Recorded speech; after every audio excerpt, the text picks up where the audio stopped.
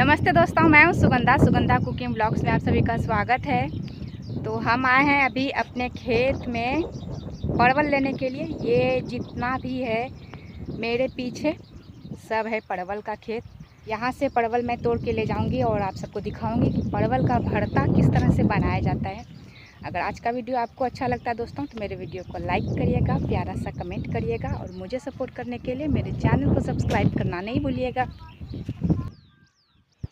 ये है हमारा खेत दोस्तों, परवल का खेत। और हमारे यहाँ गंगा के नदी के किनारे सिर्फ परवल का ही खेत है और मूंग बोया जाता है। तो आप देख सकते हैं मैं बैठ के किस तरह से परवल तोड़ रही हूँ। और बड़े बड़े परवल हैं, मैं बड़े बड़े परवल ही ले लेती हूँ। और यहाँ आके ताज़े ताज़े परवल तोड़ने में मुझे बहुत मज़ा आ रहा है। वैसे मैं कभी कभार ही इस तरह से खेत घूमने के लिए आती हूँ। तो आप देख सकते हैं परवल मैंने ले लिया है। तो आप सब जानते ही हैं मेरा छोटा परिवार है, तो मैं कम ही परवल ले जाऊंगी यहाँ से। और इस परवल का आज बनेगा बहुत ही ज़्यादा चटपटा सा परवल का भरता, यानी कि परवल का चोखा। तो इतना परवल काफ़ी है और ताज़ा ताज़ा परवल तोड़ने में कितना ज़्यादा मज़ा आ रहा है मैं बता नहीं सकती। तो सीधे खेत से ले जाके मैं आज बनाऊंगी परवल का चोखा। तो परवल मैंने लगभग जितना लेना था मुझे मैंने ले लिया है। और बगल में आ गए हैं जो खेत हमारा बोते हैं वो। इधर मुँह करके तोड़ो ना, इधर।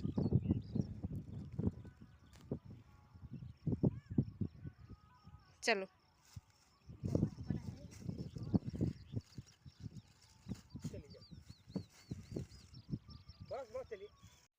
और अब मैं परवल का चोखा पहले आपको बना के दिखा दूंगी। तो गैस ऑन कर दिया है मैंने और उसके ऊपर डायरेक्ट इसी तरह मैं परवल रख दी हूँ। अगर आपके पास टमाटर पकाने वाला जाला हो तो आप उसका इस्तेमाल कर सकते हैं।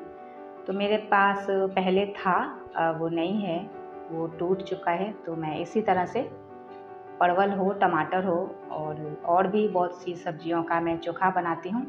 तो इसी तरह से डायरेक्ट ही चूल्हे के ऊपर रख के मैं पका लेती हूँ और बहुत ही आसानी से पक भी जाता है, मुझे दिक्कत नहीं होता। तो बस अलटते पलटते हुए इसी तरह से परवल हम पका लेंगे। तो आप जितना परवल का चोखा बनाना चाहते हैं उस मुताबिक से परवल आप पका सकते हैं। तो मैंने 5 परवल पकाया है। इस चूल्हे पे मैंने 2 परवल पकने के लिए दिए हैं और साइड में भी दूसरे चूल्हे पे मैंने परवल पकने के लिए दे दिया है। तो इसी तरह से झटपट ही हमारा काम हो जाता है। तो एक एक करके इस तरह से परवल पकाने से अच्छा है कि मैंने एक ही बार में सारे चूल्हे चालू करके उस पर भी परवल पकाने के लिए रख दिए हैं। तो ये परवल लगभग पक चुका है। तो इसी तरह का परवल हमें पका के तैयार करना है। और उसके बाद मैंने यहाँ पे डाल दिया है टमाटर। और दूसरी साइड जो मैंने परवल पकाने के लिए रखा था वो भी पक चुका है, तो उसको भी मैंने निकाल लिया है। और टमाटर भी पक जाता है बहुत आसानी से। तो 2-3 प्रकार से मैं टमाटर पकाया करती हूँ। तो ये अभी मैं पका रही हूँ डायरेक्ट चूल्हे पे। और मैं दूसरे और भी वीडियो बनाऊँगी तो उस पर अलग अलग प्रकार से टमाटर पकाते हुए मैं आपको दिखाऊँगी। तो टमाटर भी हमारा लगभग पक चुका है और 5 परवल भी पक के तैयार हो चुका है। तो दूसरे चूल्हे पे मैंने एक और टमाटर पकने के लिए रख दिया था। और यहाँ पे मैं अब पकाऊंगी लहसुन। तो लहसुन को भी इसी तरह डायरेक्ट मैं यहाँ पे रख दी हूँ और मध्यम आंच पे इसे भी धीरे धीरे पकाएंगे।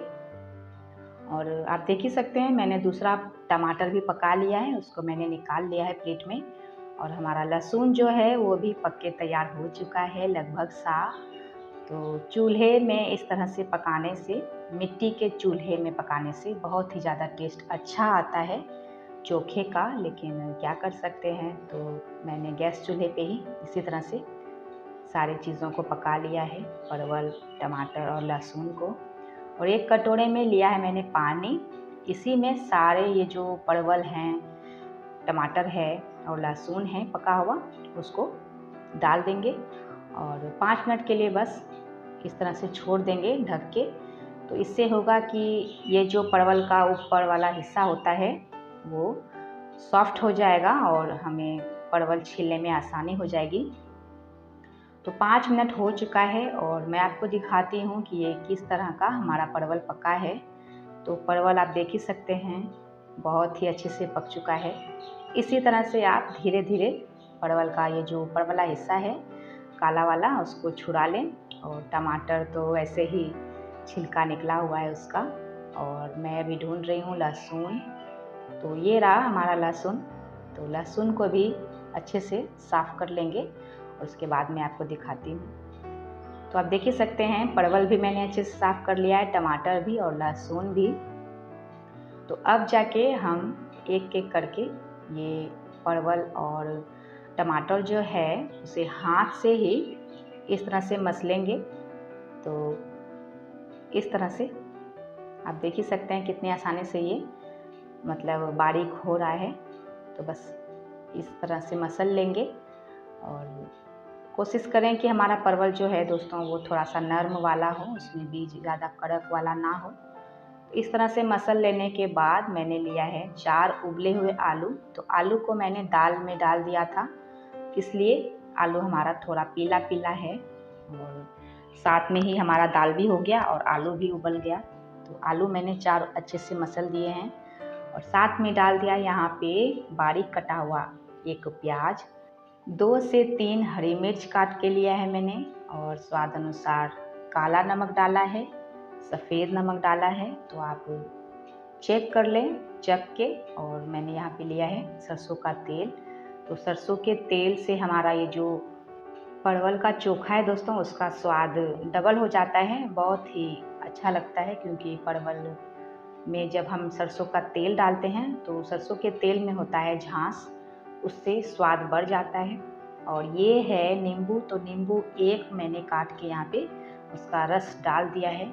इसको डालना आप ना भूलें, इससे हमारे ये जो परवल का चोखा है उसके स्वाद में 4 चांद लग जाएगा दोस्तों। तो बस इसी तरह से सारे सामग्री जो हैं उसे अच्छे से मिला लेंगे और हमारा परवल का चोखा रेडी हो चुका है। तो अब मैं आपको परोस के दिखा रही हूँ। तो ये रहा परवल का चोखा और मैंने रोटी पकाने के लिए आटा गूँथ के सान के रखा था। तो मेरे पति और मेरे बेटे ने जिद की कि नहीं, लिट्टी ही मुझे खाना है इस चोखे के साथ।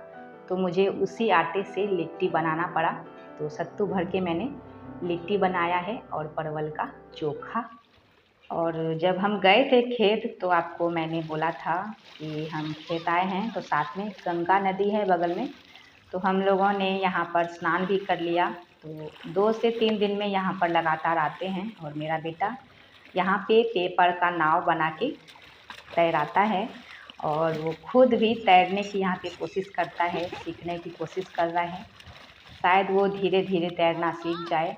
और यहाँ पे हमें बहुत ही ज़्यादा डर लगता है क्योंकि ये बड़ी सी गंगा नदी है। तो थोड़ा सा मन यहाँ पे घबराता है क्योंकि गंगा नदी में जैसे कि आप जानते ही हैं मगरमच्छ होते हैं, डॉल्फिन होते हैं। तो मैं बहुत डरती हुई अपने बेटे के पापा का हाथ पकड़ के नहा रही हूँ क्योंकि मुझे अकेले में इस तरह से नहाने में डर लगता है।